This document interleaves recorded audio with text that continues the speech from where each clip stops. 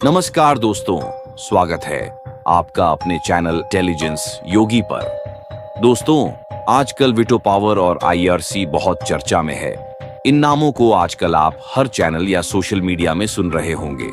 आखिर क्या है वीटो पावर और इससे भारत को क्या बड़ा फायदा होने वाला है? क्यों भारत इसके पीछे वर्षों से पड़ा हुआ है? इन सभी सवालों के उत्तर आज आपको इस वीडियो में मिल जाएगा, तो इसलिए कृपया वीडियो को पूरा जरूर देखें। तो एक तरफ जहां सभी देशों की नजरें भारत के वीटो पावर मिलने पर टिकी हुई थी, वहीं दूसरी तरफ रूस, भारत और चीन ने मिलकर एक बहुत बड़ा खेल कर दिया। असल में देखें तो अगर रूस को छोड़ दिया जाए तो इटली, जर्मनी और कनाडा जैसे देश भारत को वीटो पावर देने से साफ इनकार कर रहे हैं और उनकी तरफ से यह कोशिश की जा रही है कि भारत को वीटो पावर ना मिल पाए, जबकि उन्हें यह बात मालूम है कि भारत को रोकना उनके बस की बात नहीं है। शुरुआत में तो अमेरिका भी चाह रहा था कि भारत को वीटो पावर ना मिले और उसकी कोशिश भारत को रोकने में ही थी, लेकिन अंत में आते आते अमेरिका ने भी भारत का समर्थन करना शुरू कर दिया। फिलहाल अमेरिका ने वीटो पावर को लेकर भारत का समर्थन करने की शुरुआत की। उसके पहले ही रूस, चीन और भारत ने मिलकर एक बहुत बड़ा खेल कर दिया और भारत के द्वारा उठाया गया यह कदम इतना बड़ा है कि इससे आरआईसी एक्टिव हो चुका है, जिससे यूनाइटेड नेशन के पीछे पड़ने वाले देश अब आरआईसी के पीछे पड़ने की होड़ में जुट चुके हैं। आखिर आरआईसी क्या है और वीटो को लेकर रिसेंटली कौन सी ऐसी घटनाएं घटित हुई हैं जिससे आरआईसी को एक्टिव करना पड़ा, इस वीडियो में सारी जानकारी हम आपको बताने वाले हैं। लेकिन आगे बढ़ने से पहले इस वीडियो को एक लाइक करके चैनल को सब्सक्राइब जरूर कर लीजिए, क्योंकि यह आपके लिए 1 सेकंड का काम है, लेकिन इससे हमारी काफी बड़ी मदद होती है। दरअसल इस समय वीटो पावर को लेकर खूब चर्चा हो रही है और दुनिया भर के कुछ देश कह रहे हैं कि भारत को वीटो पावर मिलनी चाहिए, तो कई देश कह रहे हैं कि भारत को वीटो पावर बिल्कुल भी नहीं मिलनी चाहिए। तो आखिरकार वीटो पावर ऐसी कौन सी चीज है जिसे पाने के लिए भारत पिछले कई साल से कोशिश कर रहा है और अमेरिका जैसे पश्चिमी देश हरगिज नहीं चाहते कि भारत को वीटो पावर मिले? असल में वीटो पावर का मतलब है कि कोई देश किसी प्रस्ताव को रोक सकता है, भले ही बाकी सभी देश उस प्रस्ताव को रोकने से मना करें। और अभी तक केवल अमेरिका, रूस, चीन, फ्रांस और ब्रिटेन जैसे 5 देशों के पास ही वीटो पावर है। इसीलिए अमेरिका और ब्रिटेन जैसे देश अपने आप को सबसे ताकतवर समझते हैं और जब कभी किसी भी देश की परिस्थितियों में उथल-पुथल मचती है तो इनको जिन्हें सपोर्ट करना रहता है, उनके खिलाफ दूसरे देश पर सैंक्शंस लगा देते हैं। अब भारत की अर्थव्यवस्था तेजी से बढ़ रही है और देश दुनिया में हमारा भारत एक मजबूत शक्ति के रूप में उभर रहा है। इसीलिए भारत यूएनएससी यानी कि यूनाइटेड नेशन सिक्योरिटी काउंसिल में स्थायी सदस्य बनने की कोशिश काफी समय पहले से कर रहा है, क्योंकि अगर ऐसा होता है तो भारत को भी वीटो पावर मिल जाएगी और भारत को भी महाशक्ति बनने से कोई भी देश नहीं रोक सकता।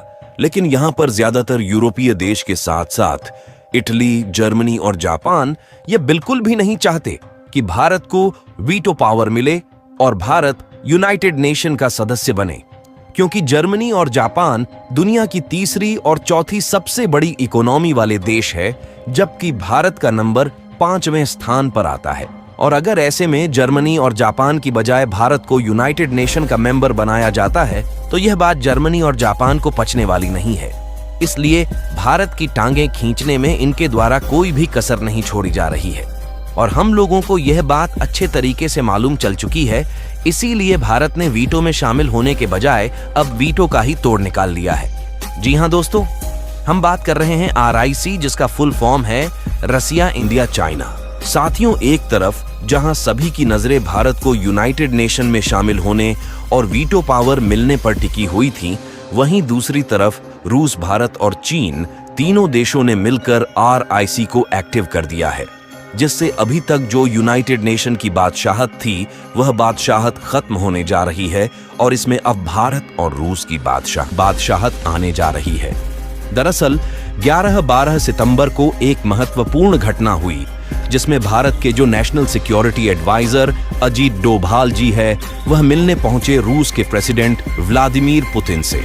और वहां पर न सिर्फ उनकी मीटिंग रूस के प्रेसिडेंट व्लादिमीर पुतिन से होती है, बल्कि एक खास तरीके की मीटिंग चीन के फॉरेन मिनिस्टर वांग के साथ भी होती है। मतलब यहां पर समझने वाली बात यह है कि इस मीटिंग में रूस भी था, भारत भी था और वहीं पर चीन भी था। ये बात आपको सुनकर थोड़ा अनसुनी जरूर लग रही होगी, लेकिन इस मीटिंग में तीनों देशों के मेंबर मौजूद थे और भारत का कोई छोटा मोटा मेंबर नहीं, बल्कि भारत के जो राष्ट्रीय सुरक्षा सलाहकार है वह खुद इस मीटिंग में पहुंचे थे। लेकिन तीनों देशों के बीच मात्र इस मीटिंग के बाद कुछ ऐसा होता है जिसने दुनिया भर के बड़े बड़े देशों को हिलाकर रख दिया है, क्योंकि मात्र इस एक मीटिंग के बाद भारत के फॉरेन मिनिस्टर एस जयशंकर जी ने इस बात की जानकारी दी कि जो भारत की चीन के साथ डिसएंगेजमेंट प्रॉब्लम है वह 75% सॉल्व हो चुकी है और तुरंत ही जो चीन की आर्मी है वह लद्दाख से पीछे हट जाती है।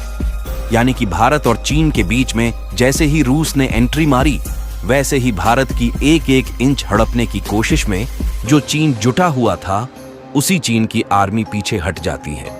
लेकिन यह सब हुआ इसीलिए क्योंकि दुनिया के जो पावर सेंटर्स है वह वाकई में बदल रहे हैं। एक समय था जब यह बोला जाता था कि अमेरिका के कंट्रोल में यूनाइटेड नेशन है और अमेरिका की ही ओनरशिप वर्ल्ड बैंक पर है। यहां तक इनका कंट्रोल IMF यानी कि इंटरनेशनल मॉनेटरी फंड पर भी है।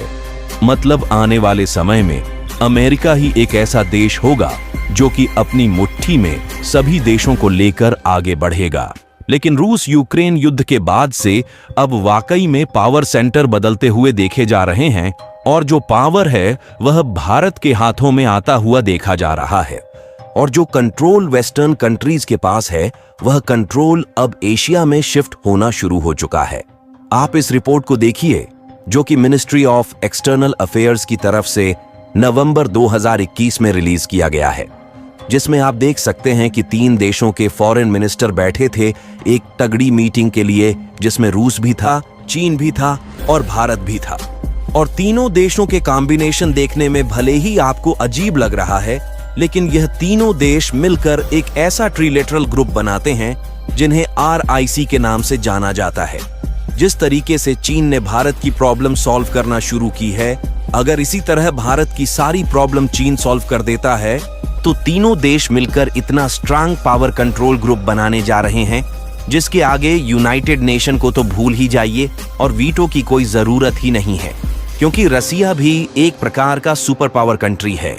लेकिन वेस्टर्न कंट्रीज ने जिस तरीके से इस पर सैंक्शंस लगाया और यूक्रेन से युद्ध के दौरान रसिया के खिलाफ यूक्रेन का साथ दिया, उससे रूस लगभग पूरी तरह से अपाहिज हो चुका है। इसलिए रूस को खड़े होने के लिए जरूरत है बैसाखी की, और रूस की बैसाखी के रूप में भारत काम कर रहा है। और भारत जैसे ही रूस की बैसाखी बना, वैसे ही भारत, रूस और चीन तीनों देश एक साथ मिल चुके हैं। आपको बता दें कि दुनिया की सबसे बड़ी पॉपुलेशन वाला देश है भारत, और चीन जिसे मैन्युफैक्चरिंग हब के रूप में माना जाता है। इन दोनों देशों के साथ अब मिल चुका है दुनिया का सबसे बड़ा देश रूस, जो कि टेक्नोलॉजी के मामले में काफी ज्यादा माहिर है। और सबसे पावरफुल मिलिट्री अगर किसी देश की है तो वह रूस की है। और तीनों देशों के मिलने के बाद दुनिया की 40% आबादी इसी RIC ग्रुप के अंतर्गत आ जाती है। और जिस तरीके से RIC ने दुनिया भर के देशों का ध्यान अपनी तरफ खींचा है, इससे UNSC और वीटो पावर का काट मिल चुका है। क्योंकि जिस समय UNSC बना था उस समय दुनिया की सबसे तेज बढ़ती हुई इकोनॉमी किसी और देश की थी, लेकिन इस समय दुनिया की सबसे तेज बढ़ती हुई इकोनॉमी भारत की है। फिलहाल आप लोगों का RIC के बारे में क्या सोचना है, अपनी राय कमेंट में जरूर बताएं। और पावर सेंटर्स का जो कंट्रोल एशिया की तरफ शिफ्ट हो रहे हैं, उसके लिए वीडियो को एक लाइक करके अपने मित्रों तक शेयर जरूर करें ताकि उन्हें भी जानकारी मिल सके। इसी तरह और भी नॉलेजेबल वीडियो देखने के लिए चैनल को सब्सक्राइब करके बेल आइकन को ऑल पर जरूर सेलेक्ट करें। जय श्री राम।